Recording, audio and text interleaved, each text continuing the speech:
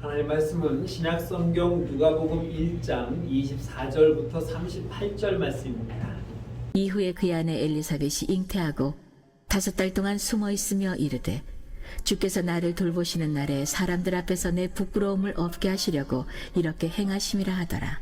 6째 달에 천사 가브리엘이 하나님의 보내심을 받아 갈릴리 나사렛이란 동네에 가서 다윗의 자손 요셉이라 하는 사람과 약혼한 처녀에게 이르니 그 처녀의 이름은 마리아라. 그에게 들어가 이르되 은혜를 받은 자여 평안할지어다. 주께서 너와 함께 하시도다 하니 처녀가 그 말을 듣고 놀라 이런 인사가 어찌함인가 생각하매 천사가 이르되 마리아여 무서워하지 말라. 내가 하나님께 은혜를 입었느니라. 보라 내가 잉태하여 아들을 낳으리니 그 이름을 예수라 하라. 그가 큰 자가 되고 지극히 높으신 이의 아들이라 일컬어질 것이요 주 하나님께서 그 조상 다윗의 왕위를 그에게 주시리니 영원히 야곱의 집을 왕으로 다스리실 것이며 그 나라가 무궁하리라. 마리아가 천사에게 말하되 나는 남자를 알지 못하니 어찌 이 일이 있으리이까. 천사가 대답하여 이르되 성령이 내게 임하시고 지극히 높으신 이의 능력이 너를 덮으시리니 이러므로 나실 바 거룩한 이는 하나님의 아들이라 일컬어지리라. 보라 내 친족 엘리사벳도 늙어서 아들을 배었느니라. 본래 임신하지 못한다고 알려지니가 이미 6달이 되었나니 대저 하나님의 모든 말씀은 능하지 못하심이 없느니라. 마리아가 이르되 주의 여종이니 말씀대로 내게 이루어지이다 하매 천사가 떠나가니라. 어느 날 하나님께서 천사 가브리엘을 불렀습니다. 그리고 똑같은 사명을 6개월 간격을 두고 제사장 사가랴하고 그리고 마리아에게 각각 전하라는 말입니다. 그 내용은 다른 게 아니라 네가 아들을 낳을 것이다 라는 것입니다. 사가랴는 제사장입니다. 요즘 말로 말하면 목회자입니다. 이들은 나이가 많이 들었습니다. 오랫동안 하나님께 아들을 좀 주십시오라고 기도하던 사람입니다. 그런데 마리아는 그렇지 않습니다. 처녀입니다. 아직 결혼하지 않았습니다. 그런데 이 처녀에게도 가서 천사는 네가 아들을 낳을 것이다 라고 전해야 됩니다. 제가 만약 가브리엘이라는 천사가였다면 사가랴에게 전하는 것은 별로 어렵지 않습니다. 그는 오랫동안 아들을 원했고 그리고 목회자였고 그리고 지금 성전에 들어와서 하나님께 예배를 드리는 가운데 있으니 내가 짠 하고 나타나서 사가랴야 너에게 하나님이 기도를 들으셔서 아들을 주겠다라고 하면은 사가랴가 듣고 뭐라고 하겠습니까? 아멘 할렐루야 드디어 저에게 아들을 주시는군요 감사합니다 하고 막 감사를 남발했을 것 같습니다. 그런데 문제는 마리아입니다. 마리아는 처녀입니다. 정혼한 상태였고 그에게 가서 너에게 아들이 있을 것이다 라고 말하면 이 마리아가 말하기를 내가 정혼한 상태인데 아직 남자와 아무런 관계도 없는데 누구 혼삭길 막을 일 있느냐? 아니 그것보다도 그 당시에 처녀가 임신하면은 이거는 부정행위를 한 것으로 인해서 무조건 우리나라로 말하면 조리돌림 같은 마당에 동네 그 넓은 광장에 끌려나가서 돌팔매질하여 죽임을 당하는 그런 아주 끔찍한 형벌을 당해야 되는 겁니다. 그러니 아무리 천사라도 누구 사람 죽일 일 있냐고 막 따지며 왜 나에게 그런 소리를 하냐고 난리를 쳤을 것입니다. 그런 마리아에게 아니 그건 그게 아니라 여차여차해서 저차 갖고 그차해서 요차 하니까 그럴 줄 알아 라고 아무리 설명을 해도 나는 못 받아들여야 하고 막 부정을 해버리면 난감할 거 아니에요. 참 천사도 난감할 그런 상황일 것입니다. 사가랴는 목회자니까 제사장이니까 믿음이 있으니까 받아들일 것 같은데 이 마리아는 처녀예요. 그리고 아직 20이 채 안 될 것 같은 아주 어린 그리고 믿음이 얼마인지도 모르는 그런 여자에게 가서 이 말을 전한다는 게 보통 난감한 일은 아닐 것이라는 것입니다. 오늘 두 사람에게 똑같이 천사는 말을 전했는데 받아들이는 반응이 두 사람이 전혀 다르게 나타납니다. 오늘 18절 말씀 보면은 이렇게 말씀합니다. 사가랴가 천사에게 이르되 내가 이것을 어떻게 알리요? 내가 늙고 아내도 나이가 많으니이다 라고 말합니다. 내가 당신이 말하는 걸 내가 어떻게 믿겠습니까? 라는 것인데 여기에 어떻게 하라는 말은 무슨 말이냐면 헬라어로 말하면 카타티라고 말하는데 그 말 뜻이 무엇이냐면 무슨 근거로 무엇으로 인해서 내가 아이를 낳는다는 것이냐. 그러니 나는 그 말을 못 믿겠다. 네가 거기에 대해서 정확한 근거를 제시하지 못한다면 나는 못 믿겠다는 것입니다. 왜냐하면 나이가 많습니다. 늙었습니다.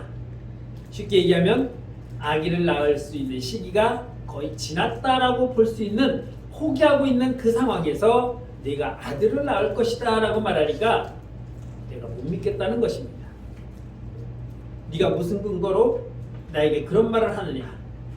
그러면 내가 믿을 것 같으냐?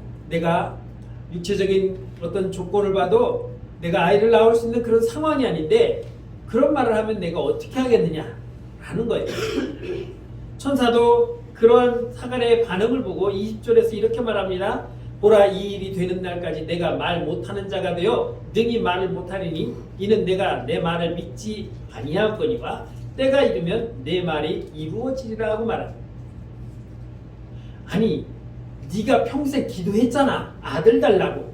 그래서 이제 하나님이 너에게 아들을 주시겠다는데 뭐 근거를 대라고 못 믿겠다고 이런 넌 아이 낳을 때까지 말 못해 하고 말문을 딱 닫아버렸습니다.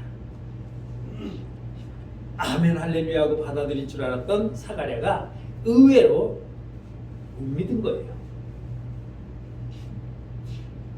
그런데 6개월 후에 이 사가랴는 똑같은 내용을 가지고 마리아를 찾아가게 되는 것이죠.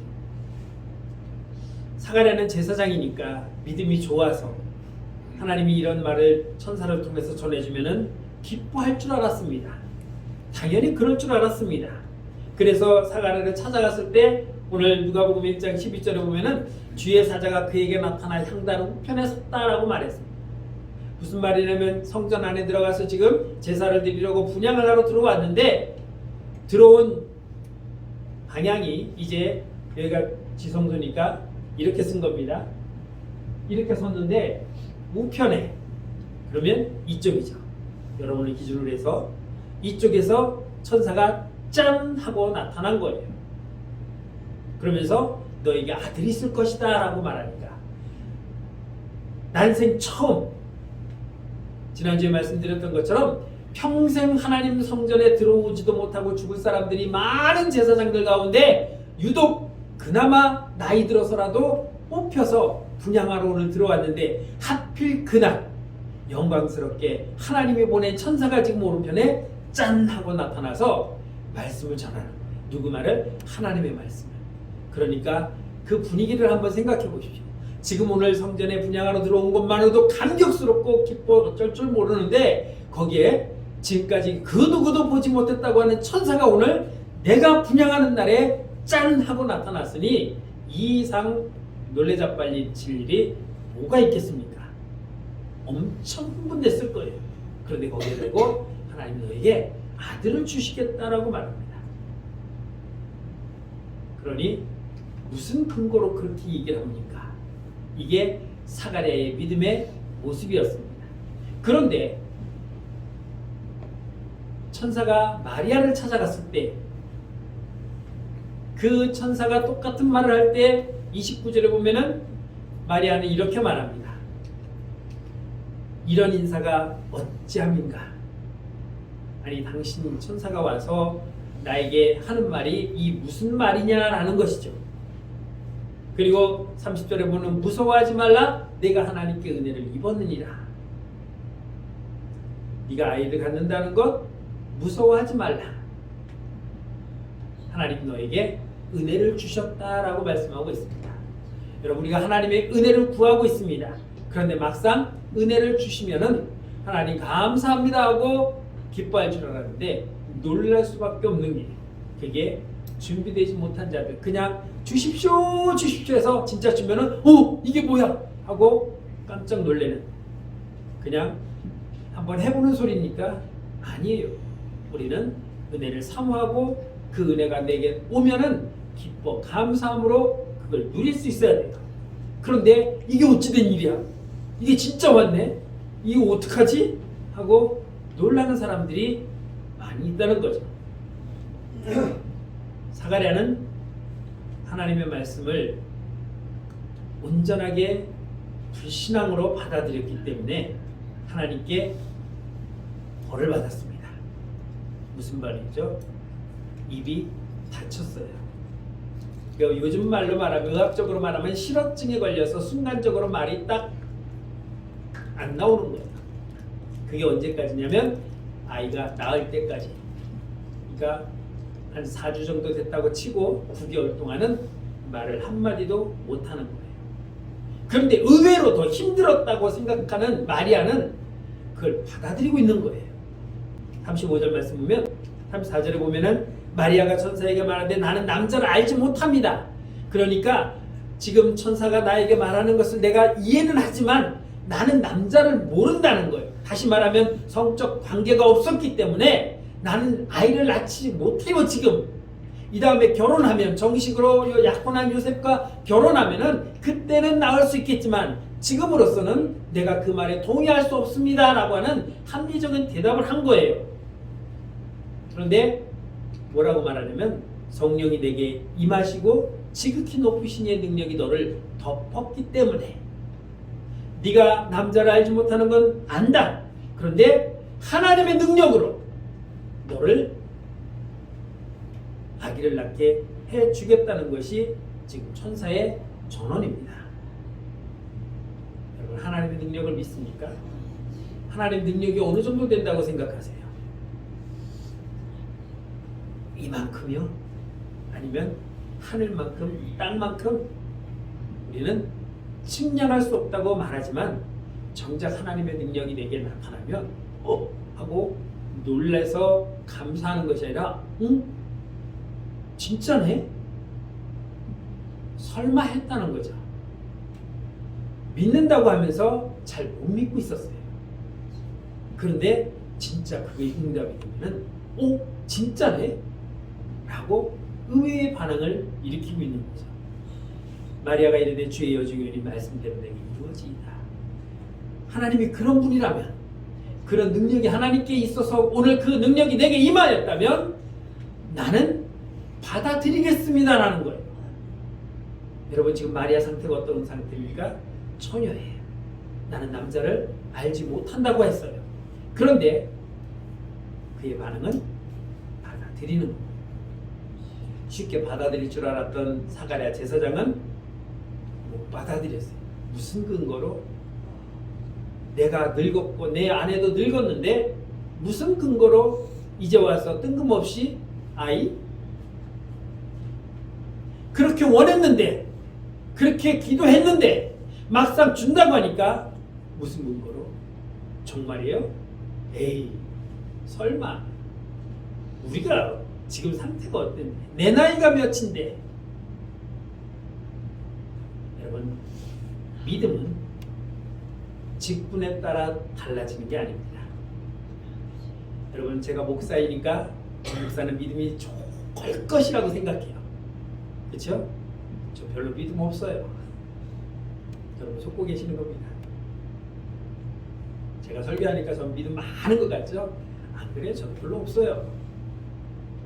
장로님, 권사님, 그래도 권사님, 장로님이면은 믿음 많을 거야, 클 거야 라고 생각하십니다. 그런데 중요한 것은 직분과 믿음의 차이는 없다는 거예요. 평신도가 오히려 믿음이 더 좋은 사람도 있어요. 오늘 제사장과 이 평신도 청년인 이 마리아하고 한번 비교해 보세요. 당연히 그 나이에 하나님이 아들을 주신다고 하면은 우리 하나님은 전능하신 분이니까 내가 늙었더라도, 예전에 우리 조상 아브라함은 100세에 그의 아내 사라가 90세에 경수가 끊겨서 아이를 낳지 못하는 상황에서도 하나님이 이삭을 주셨는데, 와, 그 상황이 나에게도 임하는구나 라고 기뻐하며 감사하며 하나님께 찬양을 해야 되는 그 상황에서 무슨 근거로? 하나님 정말 나에게 아들을 준다고요? 에이, 이게 제사장이 지금 믿음의 반응이고 전혀 기대 안 했던 얘는 어떻게 내가 설명을 하지? 얘가 어떻게 받아들일까? 얘 진짜 이 젊은 애를 어떻게 내가 설득시켜야 되지? 고민이 충만했을 것 같은데 의외로 마리아는 하나님이 그러한 분인 줄 알고 그 은혜가 내게 임하고 내가 그렇게 될 줄 믿습니다 하고 받아들이는 거예요. 오늘 설교 제목은 뭐죠? 믿음의 반응이에요. 우리 지금 이 자리에서 똑같이 한 하나님을 향하여 예배를 드립니다. 한 사람이 전하는 한 제목의 한 편의 설교를 똑같이 듣지만 여러분들이 들으며 반응하는 것은 각각 제각각이에요.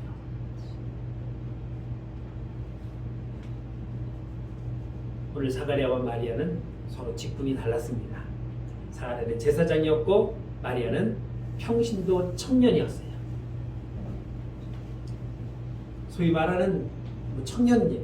한참 뛰어놀고 이제 갓 결혼하려고 준비하는 그런 사람이에요.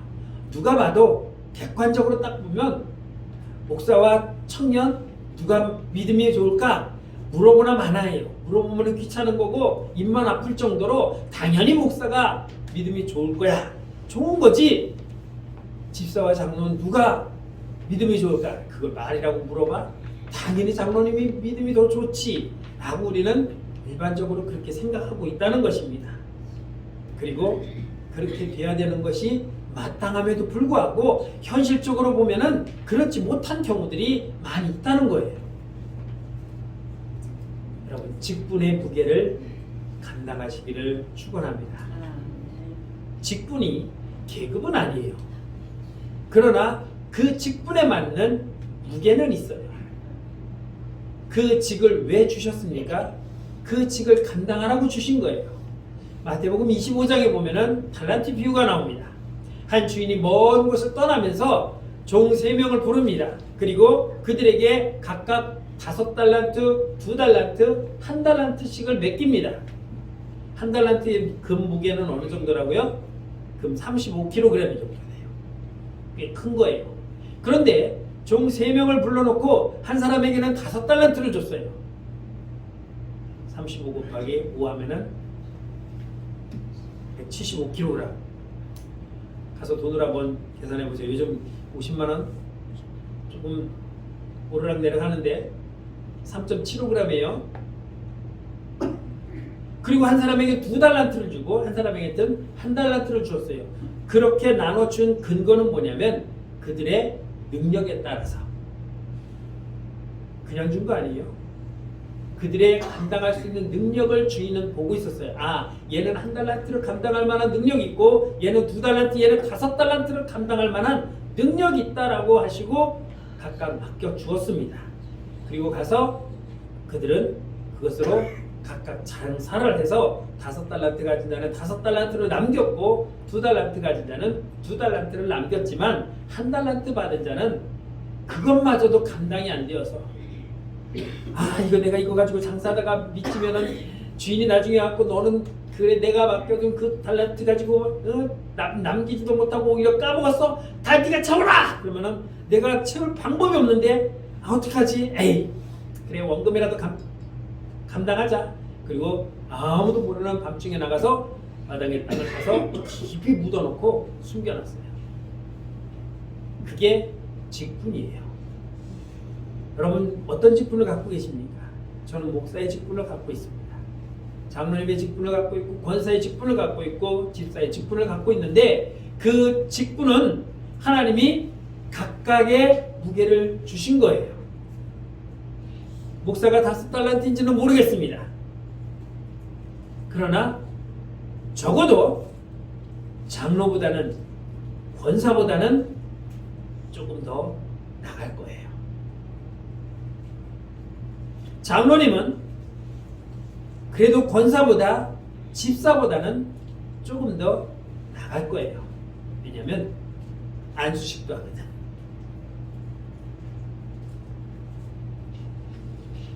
그러니까 무게감은 조금 있어요. 그거를 감당을 해야 되는 거예요. 그런데 사가랴는 그걸 감당하지 못해서 하나님이 그에게 책망을 하셨습니다. 그리고 그의 입을 닫아버리셨어요. 여러분들이 받은 직분, 여러분들이 그 받은 직분에 대한 무게감을 그냥 아예 교회 다니면 뭐 열심히 다니면 장로도 주고 권사도 주고 집사도 주는 거지 뭘 이렇게 생각하지 마세요. 저 박초자 씨 이렇게 제가 이름 부르기 귀찮아가지고 권사 준 거 아니에요. 호칭이 애매해서 준 거 아니에요. 여러분 그렇게 생각한다면 그냥 내려놓으세요. 저한테 오셔서 목사님 저 그냥 박초자라고 불러줘요. 그게 편할 것 같아요. 아니 저도 이름이 있는데 이름이 나을 것 같아요. 그러면 얘기하셔요. 바로 제가 바꿔드리겠습니다. 그런데 이것은 제가 드린 것도 아니고 하나님 우리에게 맡겨준 직분입니다. 그러면 그 직분에 맞는 삶이 나와야죠. KBS 관현악단 지휘자였던 김정태라는 분이 계십니다. 장로님이셨어요. 이분이 병원에 갔다가 암을 판정받았습니다. 사람들이 걱정합니다. 장로님 어떡해요? 사람들이 걱정하고 막. 근데 장로님은 의외로 담담해요. 어떤 분이 이렇게 말 장로님 괜찮으십니까? 물었더니 예 괜찮아요. 저 지금 숙제하는데 무슨 숙제요? 그 숙제가 뭐냐면요. 그 장로가 암에 걸렸는데 어떻게 살아야 되는지는 하나님 저에게 숙제로 준 것 같은데 아직 그 답을 못 찾았어요. 그래서 제가 지금 장로가 암에 걸렸을 때 어떻게 살아야 될까? 여기에 대해서 지금 하나님께 기도하면서 이 문제를 풀려고 지금 노력하고 있다고 웃으면서 그렇게 얘기해요.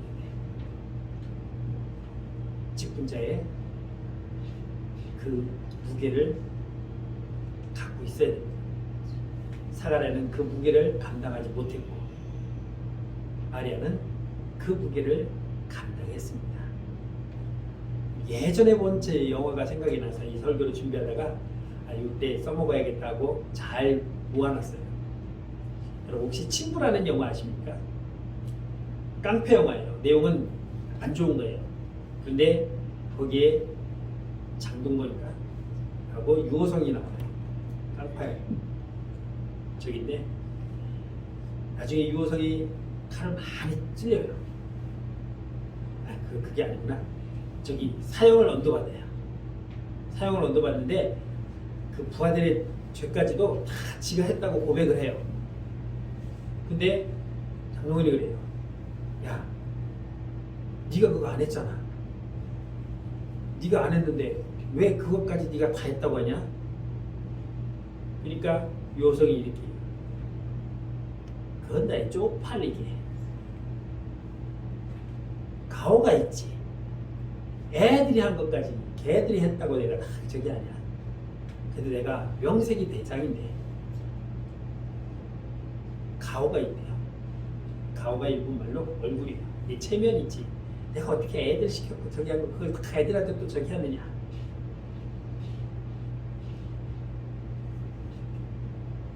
대장으로서의 체면이 있다는 거예요.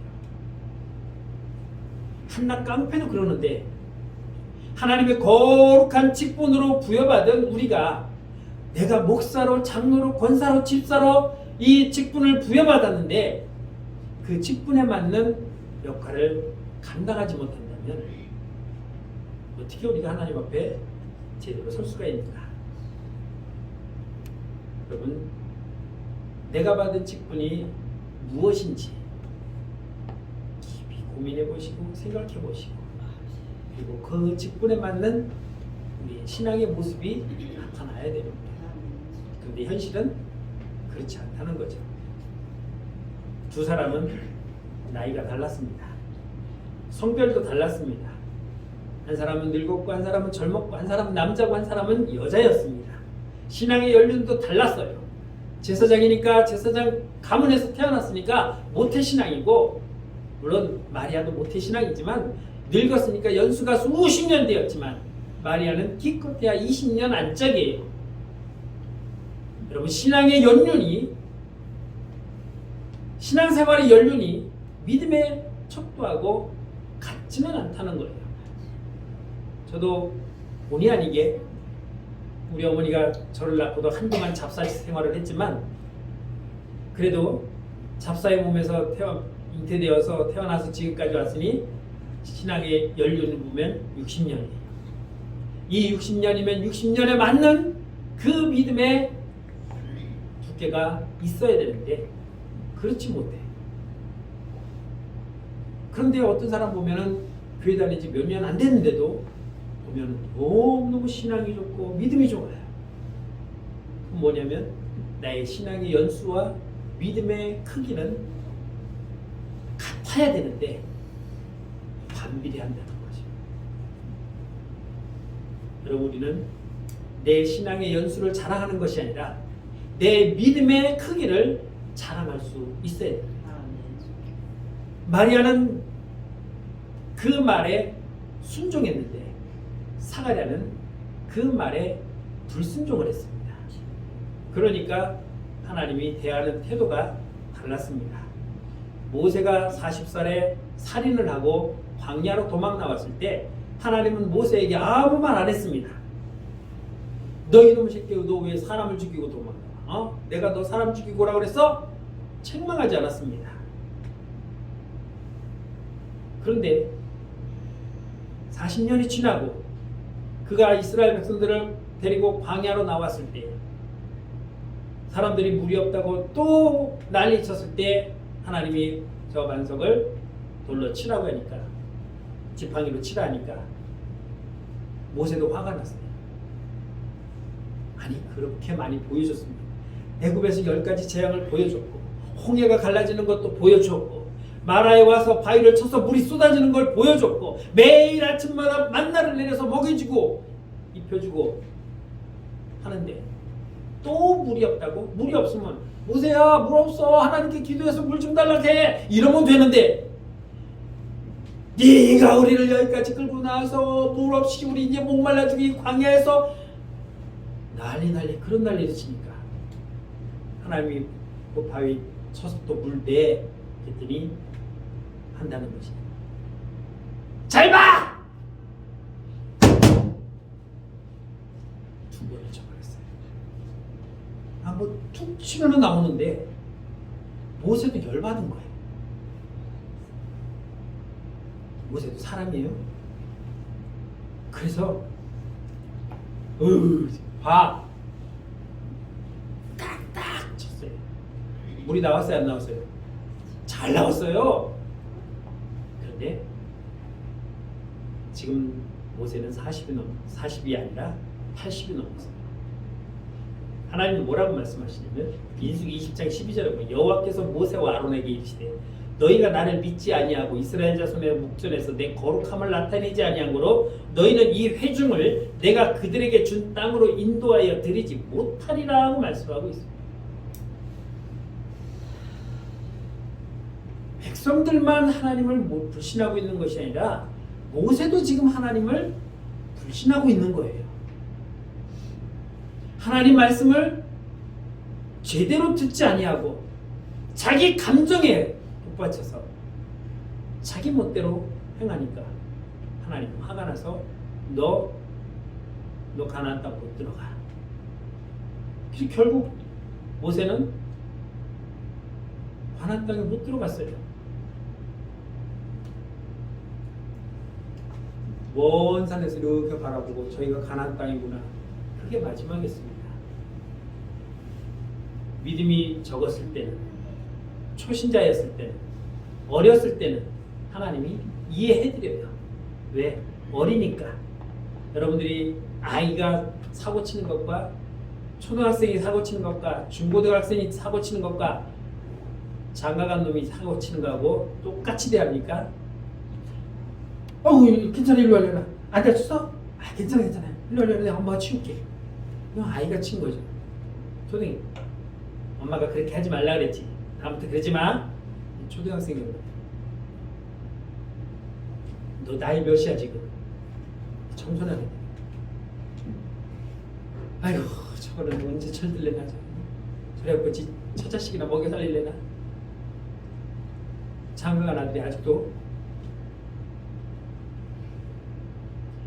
하나님도 우리에 대해서 기대감이 달라요. 내가 처음 예수를 믿을 때 그때와 10년 믿었을 때와 집사가 되고 장로가 되고 권사가 됐을 때 목사가 됐을 때 대하는 태도가 달라요. 저만 여러분들에게 기대감이 있습니까? 여러분도 저에게 기대감이 있을 거예요.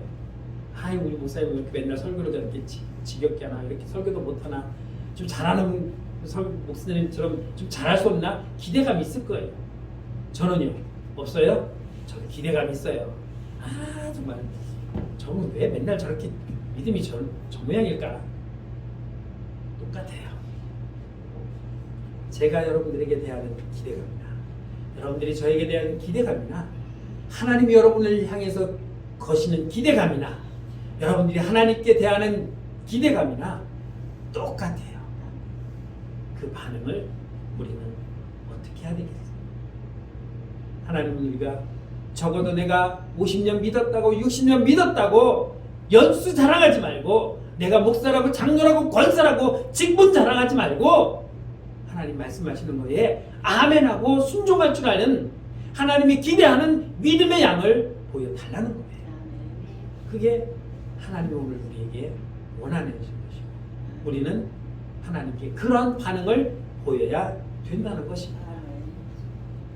마리아와 사가랴는 분명히 달랐지만 다른 만큼 다른 반응이 나와야 되는데, 한 사람은 믿음의 반응이 나오고 한 사람은 믿음이 없는 반응이 나왔어요. 이게 바뀌었어야 되는데 뒤바뀌어서 나오니까 난감한 거죠. 여러분이 한번 집에 가셔서 생각해 보세요. 내가 하나님이라면 나를 어떻게 생각하실까?